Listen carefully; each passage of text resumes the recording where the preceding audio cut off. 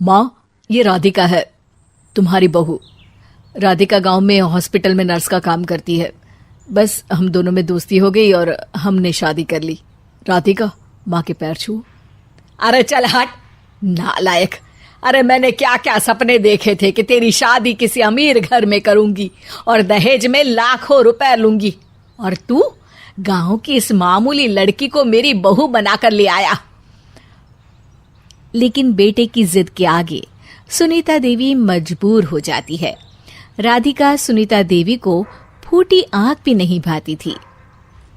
तुम चिंता मत करो भाग्यवान, हम दोनों मिलकर अपनी बहू को इतना सताएंगे कि वो हमसे तंग आकर ये घर छोड़कर चली जाएगी।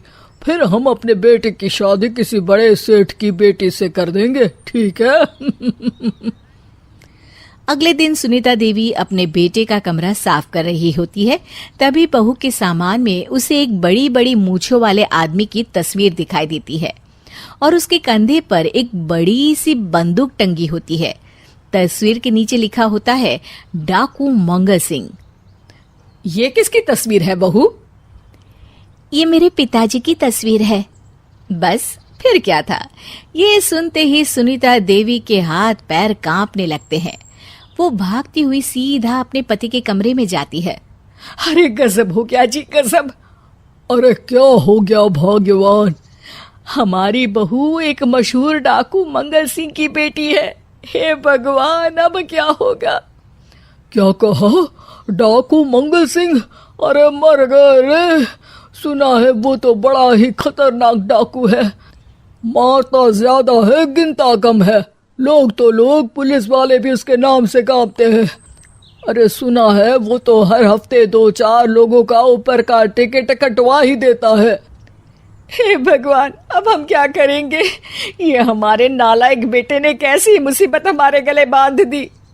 हाँ वो तो है, अगर हमने बहू को जरा भी तकलीफ दी तो उसका बाप मंगल सिंह हमें गोली से उड़ा देगा। अब जो मैं कहता हूँ उसे ध्यान से सुनो। तुम बहू से बिल्कुल घर के काम मत करवाना, और ध्यान रहे उसे किसी प्रकार की तकलीफ नहीं होनी चाहिए, समझ गई ना? और ऐसा ही होता है। अगले दिन सुनीता देवी रसोई में खाना बना रही होती है कि तभी, ये क्या माँ जी, मेरे रहते आप खाना बना रही हैं? चलिए हटिए, मैं खाना बना देती हूँ। अरे नहीं नहीं बहू, तू यहाँ क्यों आ गई? जा तू अपने कमरे में जाकर आराम कर, मैं खाना बना लूंगी। सुनीता देवी जिद करके राधिका को भेज देती है।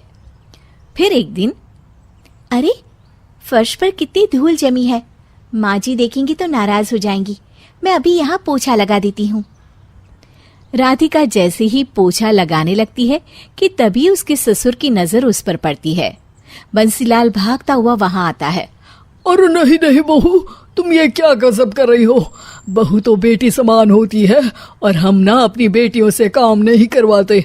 तुम आराम से बैठकर YouTube पर किड लॉजिक चैनल की सास बहू की कहानियां देखो। वो लोग ना बहुत अच्छी अच्छी कहानियां बनाते हैं।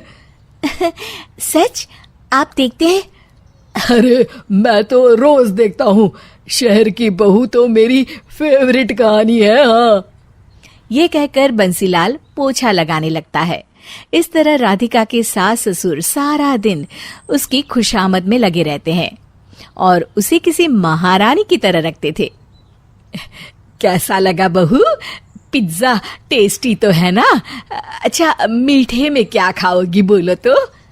माँ जी, मुझे तो काजू कतली बहुत पसंद है और उसके बाद 1 गिलास लस्सी मिल जाए तो मजा आ जाएगा।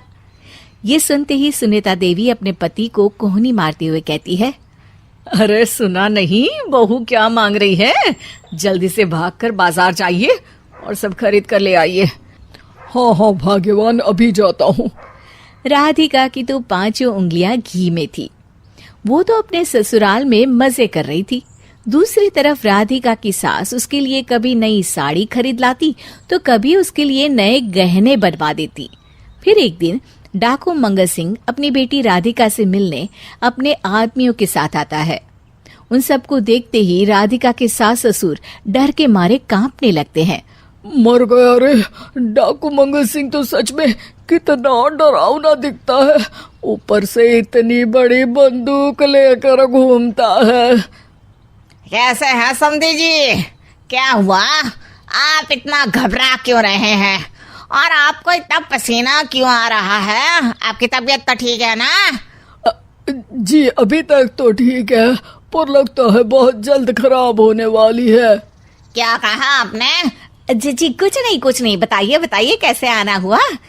दरअसल आज आपके शहर में हमारी नाटंकी मंडली का प्रोग्राम है, तो इसी बहाने सोचा बेटी का ससुराल भी देखता चलूं। ये सुनते ही राधिका के सास ससुर हैरान हो जाते हैं। क्या कहा? आप नौटंकी में काम करते हैं? हाँ माँ जी, पिताजी डाकू की एक्टिंग बहुत अच्छी करते हैं, उन्हें तो कई अवार्ड भी मिल चुके हैं।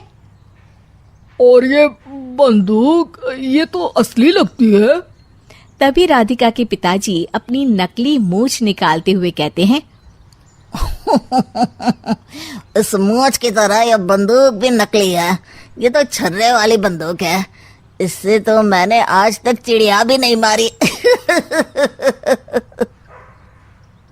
और खोदा पहाड़ और निकला चूहा।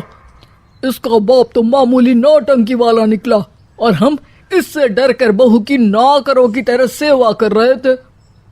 आपने सही कहा जी, इसके पीछे मेरे कितने पैसे खर्च हो गए, और काम कर करके मेरी तो कमर टूट गई सो अलग। अरे बहू, तूने अपने पिताजी के बारे में हमें पहले क्यों नहीं बताया? राधिका मुस्कुराते हुए कहती है, आपने तो कभी पूछा ही नहीं ना माँ जी।